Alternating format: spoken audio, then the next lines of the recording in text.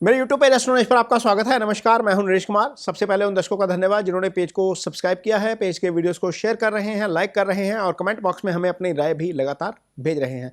दोस्तों, रविवार के अपने लाइव में मैंने एक बात कही थी कि मैं चांदी के ऊपर एक रिसर्च लेकर आ रहा हूँ जिसमें हमें पता चल सकेगा कि चांदी जो है वो आने वाले दिनों में इसमें कब जो है वो बड़ी गिरावट देखने को मिल सकती है। तो ये रिसर्च जो है वो पिछले 45 साल की चांदी की मूवमेंट, उसमें आए बड़े जो गिरावटें हैं उसके ऊपर और उस समय प्लैनेटरी मूवमेंट क्या थी इसके ऊपर आधारित है। ये इस वीडियो में बिल्कुल दावा नहीं है कि जो मैं कहने जा रहा हूँ वैसा हो ही जाएगा, लेकिन हमें यहाँ पर एक प्रोबेबिलिटी मिल जाएगी कि कहाँ पर दिक्कत आ सकती है।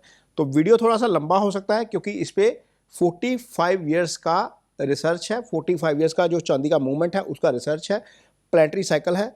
आप देखिएगा, आपको मज़ा आएगा। खासतौर पर जो एस्ट्रोलॉजी सीखते हैं या जो फाइनेंशियल एस्ट्रोलॉजी करते हैं उनको तो बहुत मज़ा आएगा देखने में।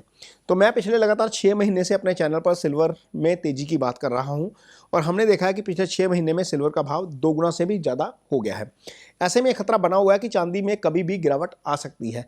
हमने अक्टूबर में इस गिरावट का हल्का सा अनुभव भी किया था जब 17 से 20 अक्टूबर के बीच में चांदी गिर गई थी और तीसरे सप्ताह में ये गिरावट आई थी और जो निवेशक थे उनको बहुत भारी नुकसान हुआ था। अपने इस वीडियो में मैं 45 साल के जो चांदी के मूव हैं उस पर की गई रिसर्च के आधार पर बताने की कोशिश करूंगा कि आखिर सिल्वर में अब गिरावट आने की संभावना कब है। मेरा यह विश्लेषण चांदी में आई बड़ी गिरावटों और उस समय की ग्रह स्थिति के आधार पर आधारित है और इसमें किसी भी तरह की निवेश सलाह नहीं है। हालांकि चांदी में कोई भी निवेश करने से पहले आपको अपने निवेश सलाहकार की मदद जरूर लेनी चाहिए। दोस्तों, ज्योतिष में शुक्र के अलावा चंद्रमा और कर्क राशि को चांदी का कारक माना गया है। चंद्रमा की स्थिति लगभग 45 आवर में बदल जाती है, लिहाजा इसके कारण आने वाली गिरावट बड़ी नहीं होती, लेकिन शुक्र औसतन 27 दिन तक एक राशि में रहते हैं और इसके गोचर के दौरान आने वाली गिरावट 1 महीना तक चल सकती है। मेरे अध्ययन में यह बात सामने आई है कि शुक्र जब जब शनि से पीड़ित होते हैं तो चांदी में गिरावट आती है।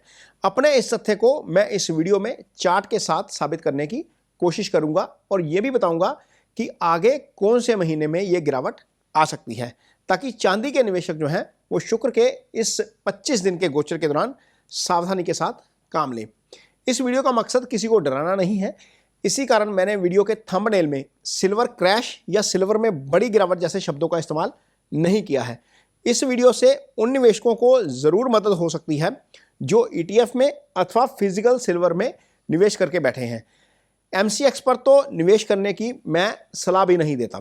तो आइए शुरू करते हैं चांदी में आई बड़ी गिरावटों और उसके साथ एस्ट्रो साइकिल का जो कंपैरिजन है वो क्या कहता है।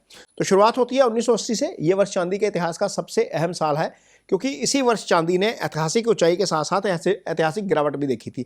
28 मार्च 1980 को शुक्र वृषभ राशि में आए थे और वृषभ में आते ही शुक्र पर शनि की 10वीं दृष्टि आ गई थी और ये उसके प्रभाव में आ गए थे।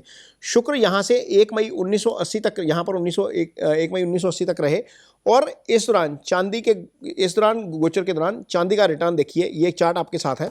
चांदी इस दौरान 33% से ज़्यादा टूट गई थी।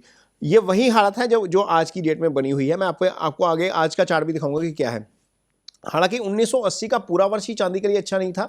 हंटर ब्रदर्स वाले एपिसोड के बाद पूरा वर्ष चांदी में गिरावट देखने को मिली थी, लेकिन गिरावट ज़्यादा तब आई थी जब शुक्र शनि के प्रभाव में आ गए थे। इस वर्ष में मार्च और अप्रैल के महीने के अलावा दिसंबर का महीना चांदी के लिए बहुत बुरा रहा था। ये 1980 की बात कर रहा हूँ और पूरे वर्ष में चांदी 55% टूटी थी। 1980 जिनको याद है, जो चार्ट देखेंगे उनको आइडिया हो जाएगा। 1981 में भी यही हुआ था। 31 मई 1981 से लेकर 24 जून तक शुक्र जो है वो मिथुन राशि में रहे और कन्या राशि में गोचर कर रहे शनि की 10वीं दृष्टि जो है वो शुक्र के ऊपर थी और इस दौरान हमें चांदी की कीमतों में 12% से ज़्यादा गिरावट देखने को मिली थी। इस दौरान शुक्र के मिथुन राशि में आते ही गिरावट शुरू हो गई। हालांकि बाद में बाजार कुछ संभला, लेकिन अंत में इन दिनों में 25 दिनों में चांदी 12% टूट गई थी। हालांकि वर्ष 1981 में भी चांदी जो है वो 48% टूटी थी, लेकिन सबसे ज़्यादा 20% गिरावट तभी आई थी जब जून में शुक्र शनि के प्रभाव में रहे थे। फिर आया 17 अप्रैल 2011। 17 अप्रैल 2011 से लेकर 11 मई 2011 के मध्य चांदी 18% टूटी थी और इस गिरावट का चार्ट भी अब आपके सामने है। अब 17 अप्रैल की कुंडली देखिए जरा। इस कुंडली में शनि कन्या राशि में है जबकि इसके बिल्कुल सामने मीन राशि में शुक्र है। शुक्र अभी भी मीन राशि में है। मीन राशि आएंगे अभी, सॉरी, जो आगे जो आएगा ना उसमें आएंगे। मीन राशि शुक्र की उच्च राशि होती है, लेकिन इसके बावजूद शुक्र शनि के सामने आने के बाद चांदी जो है वो 1 महीने में 17% टूटी थी। शुक्र यहाँ पर 11 मई तक रहे और 11 मई तक चांदी में गिरावट होती रही। इसके बाद इसी साल 2011 में ही 10 सितंबर को शुक्र शनि के साथ कन्या राशि में आ गए थे और 4 अक्टूबर तक इसी राशि में रहे। इन दोनों ग्रहों की युति और इस दौरान चांदी जो है वो 25% टूटी। देखिए, शनि के प्रभाव में शुक्र आते हैं और तो चांदी टूटनी शुरू हो जाती है। अब इसके बाद साल 2013 में क्या हुआ, 10 अप्रैल को शुक्र जो है वो मेष राशि में आए और शनि के प्रभाव में आ गए। शुक्र के राशि परिवर्तन करते ही चांदी में गिरावट शुरू हो गई और चांदी के गोचर के तुरंत बाद 13% चांदी टूट गई थी। शुक्र 5 मई 2013 तक मेष राशि में रहे और चांदी 1 महीने में 10% गिर गई। 29 जून 2017 को शुक्र अपनी वृषभ राशि में आ गए। हालांकि शुक्र अपनी राशि में मजबूत होते हैं और चांदी के कारक ग्रह हैं, लेकिन इसके बावजूद चूंकि शनि के सामने थे, लिहाजा शुक्र के गोचर करते ही पहले सप्ताह में चांदी करीब 7.25% टूटी और 26 जुलाई तक जब तक शुक्र यहां रहे इसका भाव लगभग फ्लैट रहा। टूटी लेकिन फ्लैट हो गया था इस गोचर के दौरान। इसके बाद 1 सितंबर 2020 को शुक्र कर्क राशि में आए। कर्क राशि जो है वो चांदी की कारक राशि है और शुक्र चांदी के कारक ग्रह है। इसके बावजूद चूंकि शुक्र शनि के सामने थे और 28 सितंबर तक इसी राशि में रहे और इस दौरान हमें चांदी में 10% की गिरावट देखने को मिली। 2021 में भी यही कहानी दोहराई गई। 1 फरवरी 2021 को शुक्र शनि के साथ मकर राशि में थे और चांदी में इस दौरान 6% की गिरावट जो है वो हमें देखने को मिली। इसी प्रकार 7 अगस्त 2022 को शुक्र कर्क राशि में आए और मकर राशि में गोचर कर रहे शनि के सामने समसप्तक योग में आ गए। इस और 21 अगस्त 2022 तक कर्क राशि में रहे। इस दौरान चांदी में की कीमतों में हमें 10% की गिरावट देखने को मिली। 2023 में 7 जुलाई को शुक्र सिंह राशि में आए और 7 अगस्त तक शनि के सामने समसप्तक में रहे। इस दौरान पहले सप्ताह में तो चांदी में तेजी देखने को मिली, लेकिन बाद में चांदी टूट गई और इस गोचर के दौरान चांदी लगभग 2.25% की जो है वो गिरावट के साथ बंद हुई। और अब जो इसी साल में जब 16 अक्टूबर का दिन था, याद है सबको, और उस दिन जब शुक्र ने कन्या राशि में गोचर किया था, शनि सामने मीन राशि में गोचर कर रहे थे और इस दौरान 17 अक्टूबर को जो है वो चांदी टूटनी शुरू हो गई थी और 22 अक्टूबर तक चांदी 7% टूट चुकी थी। तो ये तो इतिहास की बात हो गई। सवाल यह है कि आगे ऐसी स्थिति कब बन रही है। तो अभी जो हम इस समय जो स्थिति चल रही है, इस समय जो शुक्र का गोचर हो रहा है वो मिथुन राशि में इसमें हो रहा है, आपका धनु राशि में, और शनि इस समय मीन राशि में गोचर कर रहे हैं। 10वीं दृष्टि यहाँ पर बनी हुई है। तो क्या है, 13 जनवरी तक जोखिम वाली स्थिति है।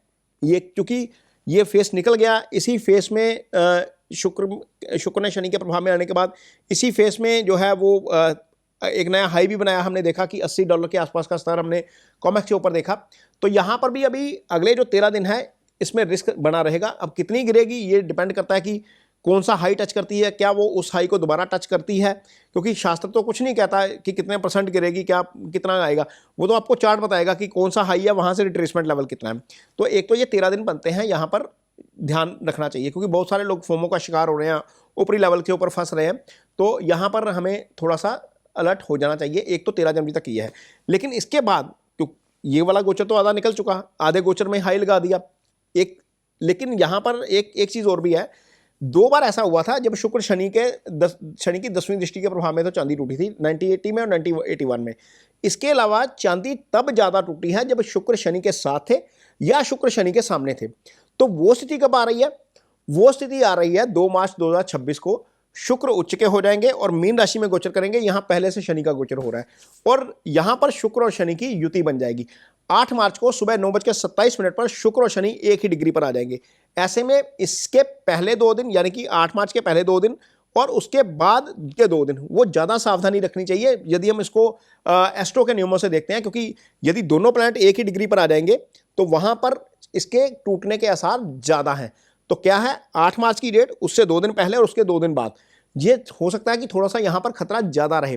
हालांकि खतरा तो पूरे गोचर के दौरान ही है, 2 मार्च से लेकर 26 मार्च तक, लेकिन ये वाले 4 दिन फिर भी एस्ट्रो साइकिल के हिसाब से भी मुझे लग रहा है कि थोड़े से ज़्यादा जो है वो कठिन हो सकते हैं चांदी के निवेशकों के लिए। तो यहाँ पर 25 दिन के लिए चांदी में जो है वो थोड़ा सा ध्यान जरूर रखना पड़ेगा। अब मन में सवाल आ सकता है कि चांदी कितना टूटेगी। तो जवाब है कि ज्योतिष का कोई ग्रंथ जो है वो परसेंटेज में किसी भी वस्तु के चढ़ने या टूटने की जानकारी नहीं बताता। यदि कोई आपको ये बता रहा है कि मैदिन ज्योतिष के ये नियम बताते हैं कि कोई मेटल या कोई शेयर या कोई इंडेक्स इतने % टूट जाएगा, तो वह अपनी राय बता रहा है और बतौर एस्ट्रोलॉजर मैं आपको ये राय नहीं दे सकता कि कितने % टूटेगी। वैसे भी टेक्निकल पर आएंगे तो 1 मार्च को चांदी का लेवल क्या होगा, वहां से रिट्रेसमेंट लेवल क्या निकलेगी, वो चार्ट पे पता लगेगा। तो संभव है कि यह काम टेक्निकल चार्ट देखने वाला बेहतर तरीके से कर सकता है। चांदी के साथ साथ निश्चित तौर पर इसका असर सोने पर भी देखने को मिलेगा, क्योंकि यदि इतिहास का डाटा निकालेंगे, जितने भी मैंने गिरावटें देखी हैं, जब चांदी गिरी है तो सोने में गिरावट आई है। हालांकि ये गिरावट चांदी के मुकाबले बहुत कम रहती है। तो इसके साथ साथ चांदी के साथ साथ सोना भी हो सकता है कि इस अवधि में थोड़ा सा हल्का करेक्शन दिखा जाए, बहुत ज़्यादा नहीं, क्योंकि कारक तत्व नहीं है वो उसका।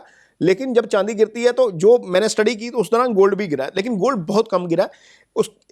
इसके बावजूद हमें थोड़ा सा सावधान हो जाना चाहिए। जो ज्योतिष के जानकार हैं वो इस बात को आसानी से समझ जाएंगे कि शुक्र लगभग हर 12 से 18 महीने के बीच में जो है वो शनि के सामने आएगा ही आएगा या शनि के साथ आएगा ही आएगा, क्योंकि ये साइकिल पूरा हो जाता है ना। 27 दिन का इसका गोचर होता है। मान लीजिए कभी वक्री भी हो गया, थोड़ा सा लंबा समय भी रह गया किसी राशि में, तो 12 से 18 महीने के बीच बीच में हो ही जाता है। यानी कि हर 6 से 9 महीने के बीच बीच शुक्र एक बार या तो शनि के सामने आएगा या शनि के साथ आ जाएगा। अब सवाल है कि क्या हर बार चांदी में इतनी बड़ी गिरावट आती है? तो बिल्कुल ऐसा नहीं है। तो यहाँ पर क्या हुआ, जब जो मैंने डाटा निकाला, डाटा में जितनी बड़ी गिरावट आई है, मीन 1980 से लेकर आज तक की जितनी बड़ी गिरावट आई है, उनमें यदि इसको रेशो में काउंट करें तो 50% से ज़्यादा गिरावट तब आई है जब शुक्र और शनि का ये कॉम्बिनेशन बना हुआ था। 11 तो मैंने आपको यहाँ पर गिना दी। तो इतनी बड़ी गिरावट आती हैं वो इसी कॉम्बिनेशन में आती हैं।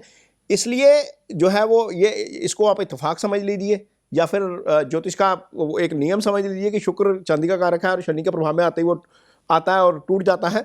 तो मैंने इसको एक कोशिश की है कि इस वीडियो में ये बताने की आपको कोशिश की है कि 2 मार्च से लेकर 26 मार्च तक का समय जो है वो आपके लिए चांदी के लिहाज से मुझे थोड़ा सा जटिल लगता है।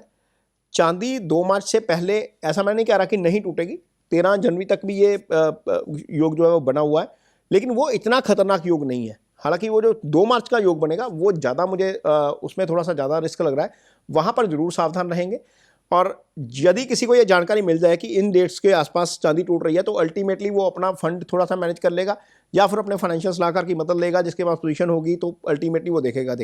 लेकिन ये जब आप पूरा एनालिसिस देखेंगे तो आपके मन में घंटी तो बजेगी, यार शुक्र और शनि की युति है, यहाँ पर तो सावधान हो ही जाना चाहिए।